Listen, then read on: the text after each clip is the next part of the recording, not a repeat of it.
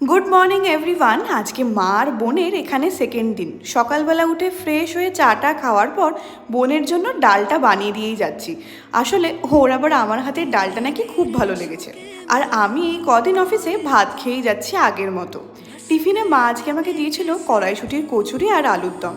এখানে এক স্টাফ আমাকে আবার ওদের বানানো যে পুরি সেটাও ট্রাই করতে দিয়েছিল। এটা একটু ডিফারেন্ট, খেতে কিন্তু ভালো ছিল।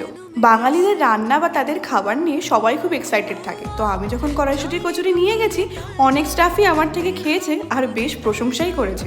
বাড়ি এসে দেখি বিশাল তোড়জোড়, মা বানাচ্ছে চিকেন কষা। আর বোনকে তো বলেইছিলাম উনোটা নিয়ে আসতে, যে মোমেন্টে খেলতে বসেছি গেছে কারেন্ট অফ হয়ে। এরপর দুজন মিলে একটু হাঁটতে বেরোলাম। এই যে দুজনের হাঁটার অভ্যেসটা হয়েছে, ভালোই লাগছে। কিছুক্ষণ হাঁটাহাঁটি করে ওপরে চললাম কয়েকটা দরকারি জিনিস নিয়ে। আর আজকে রাতে ডিনারে কি আছে তোমরা তো সেটা বুঝতেই পারছো, লুচি আর চিকেন কষা। তো দেখা হচ্ছে পরের ব্লগে।